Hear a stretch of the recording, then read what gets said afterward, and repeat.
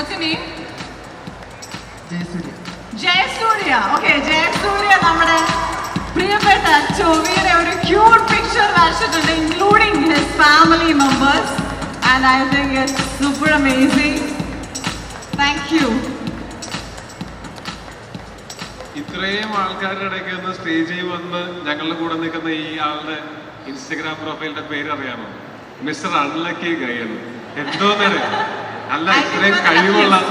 ഇത്രയും കഴിവുള്ള ഒരാൾ ഒരിക്കലും സ്വയം അൺലക്കി ഗൈ എന്ന് വിളിക്കാൻ പാടില്ല എന്നുള്ള അഭിപ്രായം എനിക്കുണ്ട്. എനിക്ക് തോന്നുന്നു സിനിമയിൽ വന്നതിന് ശേഷം എല്ലാ വർഷവും എനിക്ക് ആസ് എൻ ആക്ടർ വളർച്ചയേ ഉണ്ടായിട്ടുള്ളൂ. ഞാൻ പുതിയ കാര്യങ്ങൾ പഠിച്ചിട്ടുണ്ട്. എന്നോട് ആളുകൾ കൂടുതൽ സ്നേഹം ഓരോ വർഷവും പോകുന്തോറും കൂടുതൽ സ്നേഹം കാണിച്ചിട്ടേ ഉള്ളൂ. അതുകൊണ്ട് ഞാൻ എല്ലാ വർഷവും ഒരേപോലെ എൻ്റെ ഒരു ഫോട്ടോ വരച്ചിട്ടുണ്ടല്ലോ. Thank you too. അപ്പോൾ അങ്ങനെ എല്ലാ വർഷവും എനിക്ക് ഒരേപോലെ പ്രിയപ്പെട്ടതാണ്. ഈ 2025 ആണ് ഞാൻ കുറച്ചും കൂടെ പ്രതീക്ഷയോടെ നോക്കി നിൽക്കുന്നത്.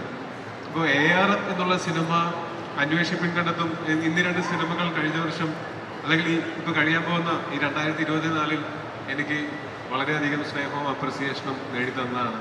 പ്രത്യേകിച്ച് AR എന്നുള്ള സിനിമയിൽ എനിക്ക് 3 ഡിഫറെൻറ്റ് ക്യാരക്ടേഴ്സ് ചെയ്യേണ്ടതുണ്ടായിരുന്നു. അതിൽ ഒന്ന് പാളിപ്പോകാൻ തന്നെ എനിക്ക് ഭയങ്കര വിഷമമാവുമായിരുന്നു. പക്ഷെ അതെല്ലാം 3ഉം ഒരുപോലെ സ്വീകരിക്കുകയും എൻ്റെ കരിയറിലെ തന്നെ ഏറ്റവും വലിയ വിജയമാക്കി ആ സിനിമ മാറ്റുകയും ചെയ്തത് പ്രേക്ഷകരാണ്.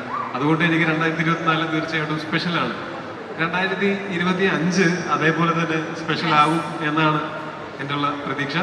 ഇനി സിനിമ കണ്ടിട്ട് നിങ്ങളാണ് തീരുമാനിക്കേണ്ടത്. എനിക്ക് ഈ അവസരത്തിൽ പറയണം എന്ന് തോന്നിയിട്ടുള്ളൊരു കാര്യം, ഈ അഖിലിനെയും മനസ്സിനെ എനിക്ക് കുറേ കാലങ്ങളായിട്ട് അറിയാവുന്നതാണ്. ഈ പറഞ്ഞ പോലെ അഖിലിനെ എനിക്ക് 2014 7th ഡേ ചെയ്യുന്ന സമയം മുതൽ അറിയാം.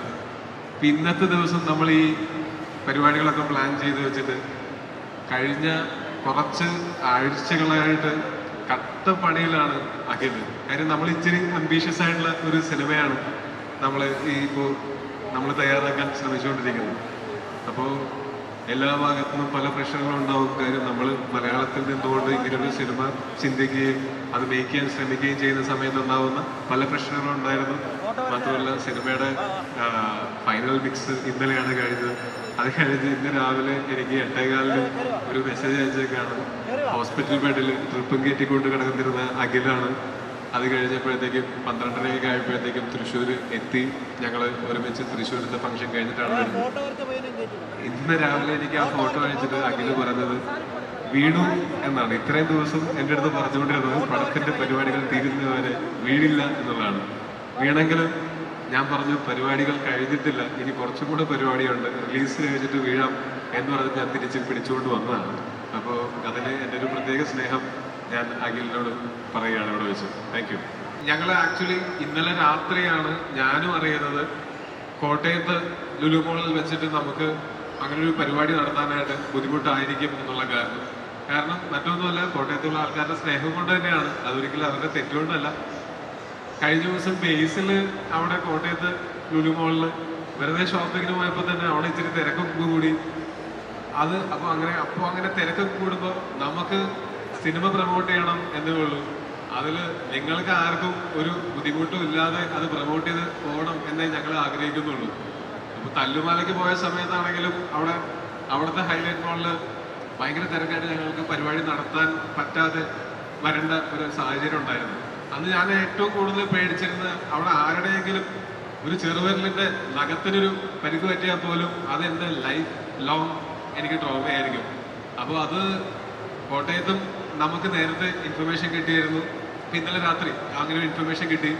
പോലീസിൻ്റെ ഭാഗത്തൊന്നും അവിടെ അങ്ങനെ ഒരു ക്രൗഡ് ഉണ്ടാവരുത്, ചിലപ്പോൾ ഔട്ട് ഓഫ് കൺട്രോൾ പോയേക്കാം എന്ന് പറഞ്ഞതിൻ്റെ പേരിലാണ് നമുക്കത് മാറ്റി ഇവിടേക്ക് മാറ്റേണ്ടി വന്നത്.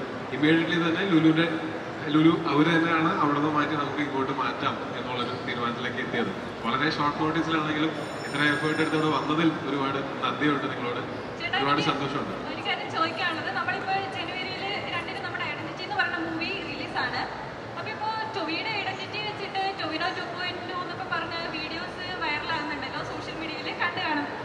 കേട്ടില്ല ഒന്നോട് ഇപ്പോ സോഷ്യൽ മീഡിയയിലൊക്കെ ടൊവിനോ 2.0 എന്ന് പറഞ്ഞ വീഡിയോസ് ഒക്കെ വൈറലാകുന്നുണ്ടല്ലോ. അപ്പൊ അതിനെ കുറിച്ച് എന്താണ് അഭിപ്രായം?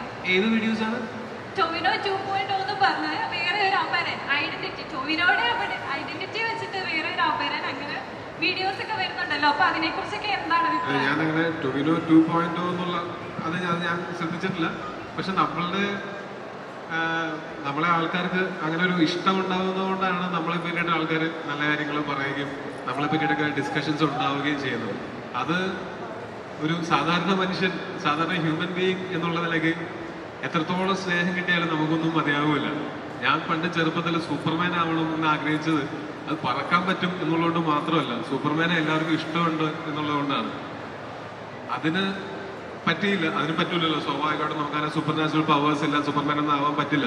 പക്ഷെ സിനിമയിൽ അഭിനയിച്ച് തുടങ്ങിയ അന്ന് മുതൽ, അറിയാൻ നമ്മളെയൊക്കെ ആൾക്കാർ അറിഞ്ഞു തുടങ്ങിയ അന്ന് മുതൽ വളരെ എന്താ പറയുക സന്തോഷം തരുന്ന